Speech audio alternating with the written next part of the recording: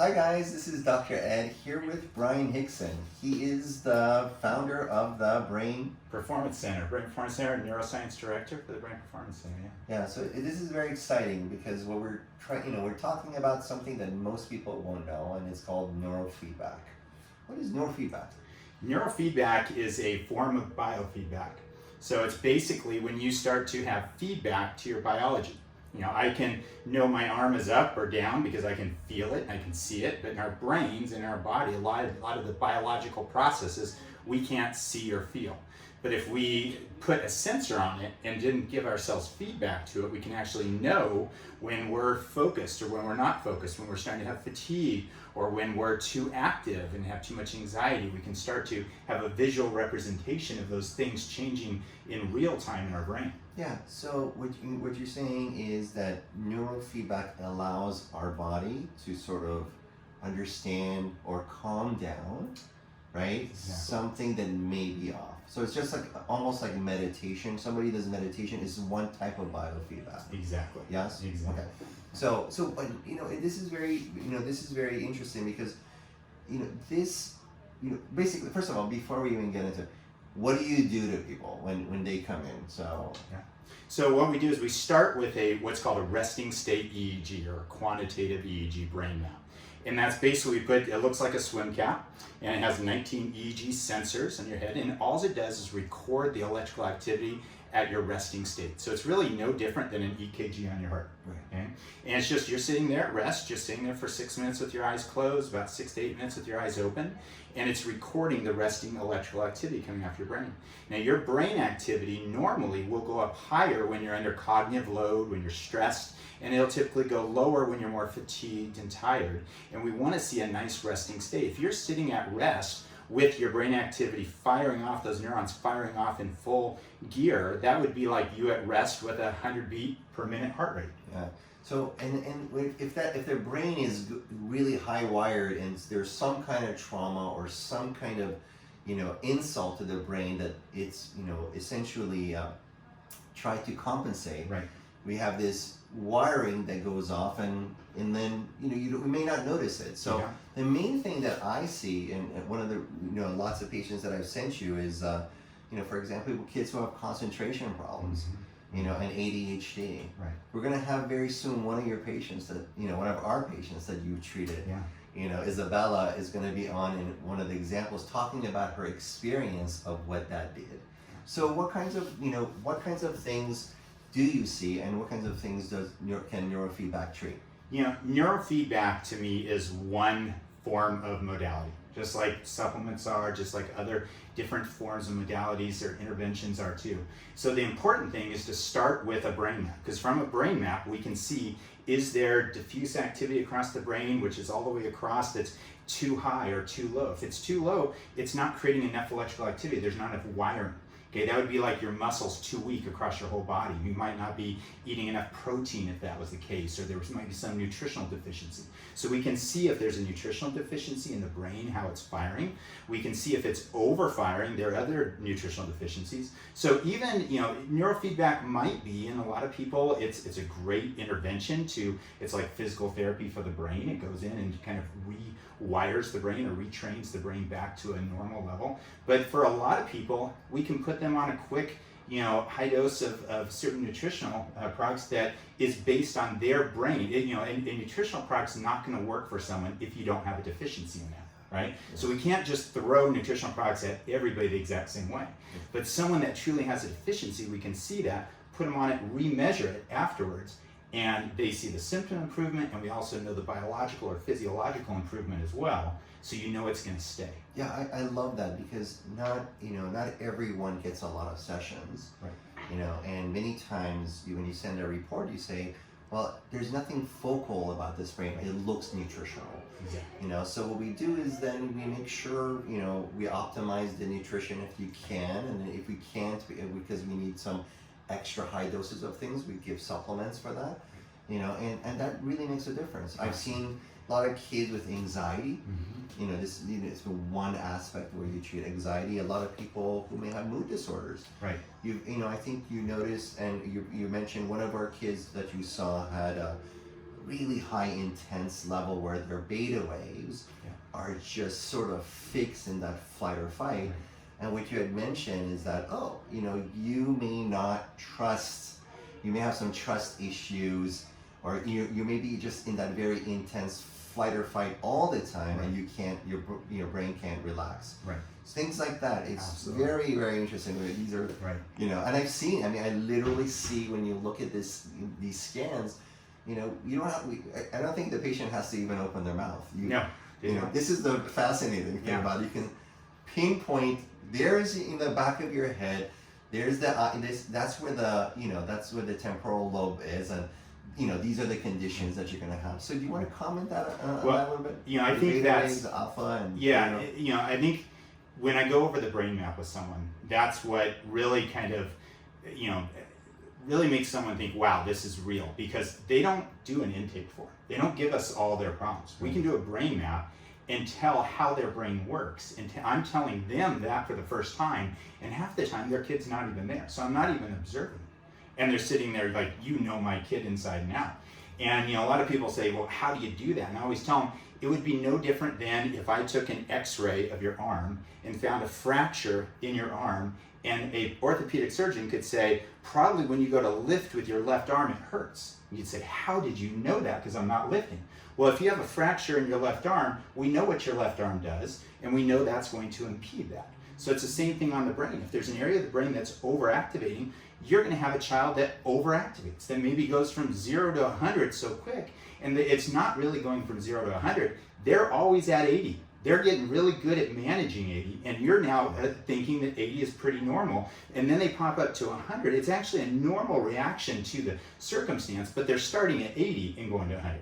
Where if they started at down here and they go up 20, it feels like a normal reaction. Yeah, and we talk about mindfulness and meditation here. We give a lot of supplements, but sometimes when you're already at 80, it's so hard to even budge that. Right. So I'm really, this is one of the reasons I love your center and the work that you do, is that it allows them to come to baseline, or at least close to it.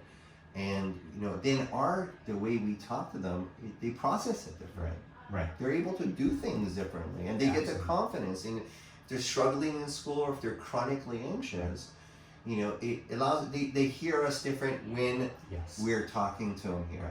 Right. It's absolutely true. And so much of the treatments that are typically done are really just managing a condition.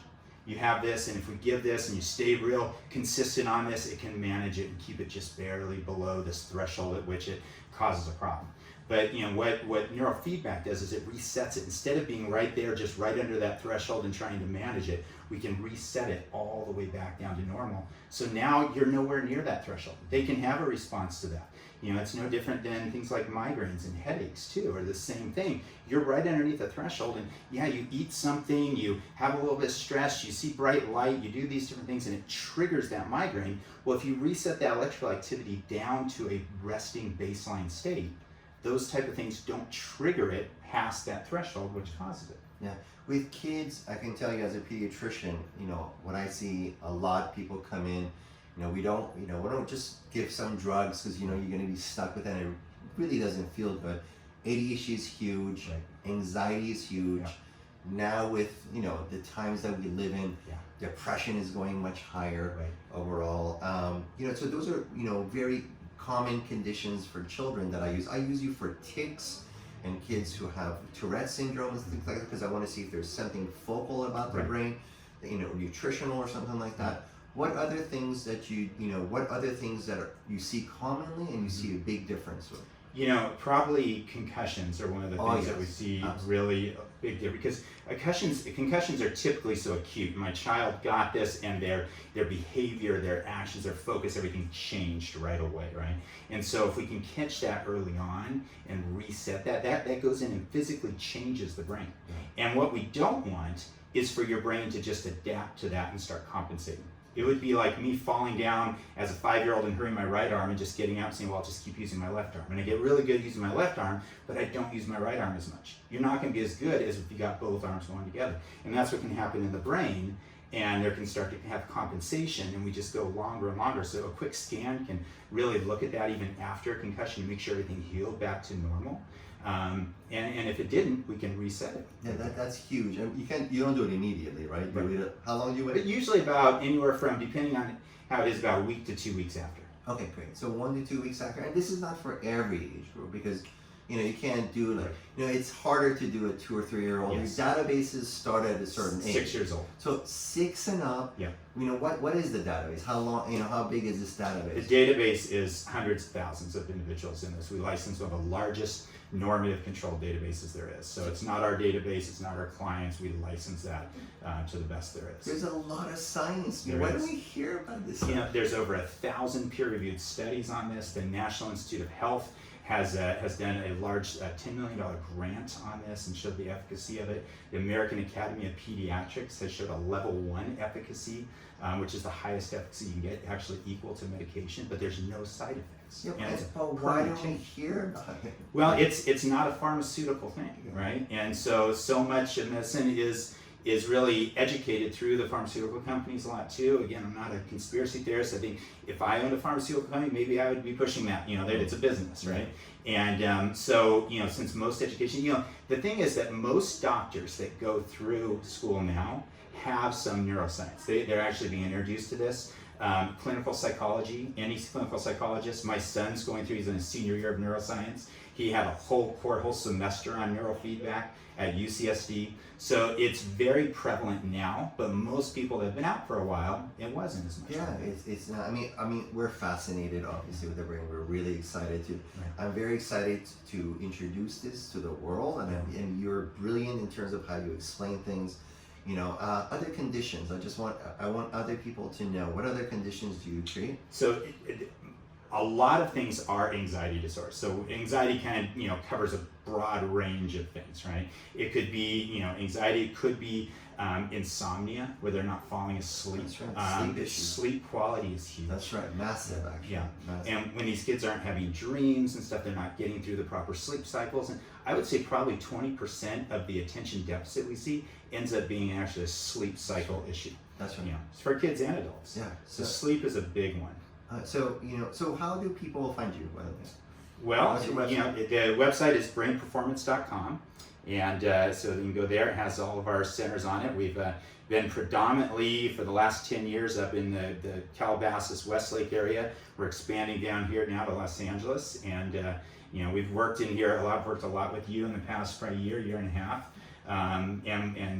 We've done a lot in Los Angeles, but I'll be excited to have a training center down here because it's just such a far distance to drive, especially the traffic. Yeah, but it's worth it, Yeah. and it's really worth it for everyone to start looking into this. Go to the website, start looking more into the specifics of it. This is an alternative, and it does work, and sometimes it's a miracle. You will meet Isabella, which she's a miracle because her penmanship was just awful. It just changed so immediately, and there's a lot of other examples. We're bringing them in. If you guys have any questions, you know how to find you, and then we go. I would say the biggest thing is to not even think about necessarily the neurofeedback. The brain scan is the most important. Start with the brain scan. Understand if your child or you is absolutely within normal limits. That's great. You have a great baseline. If they ever get a concussion, injured in a sport or something, you have a baseline to go off of. If there is something there, it could be as simple as a nutritional deficiency that we can address quickly with the right dose and the right product and stuff, and take care of it. And other times we're going to need to do a little bit of neurofeedback, and it can range from 10 to 20 sessions is about the maximum we do before we get good results. And we have some family. We have some people here that own some professional teams, and I asked them, especially the contact sports. Do they do it for their players? They do. Yeah. So there's a lot of science here. And I mean, one of my main jobs is working with the U.S. Army. We work with Special Forces, with the U.S. Army directly. I've been training them for a long time. So we do that. We've trained over 1,000 professional, elite, and Olympic athletes. Work directly with the U.S. Olympic team. There's a lot of science. Thank you very much for what you do. Absolutely. This is awesome. It's exciting to bring to the world. It is.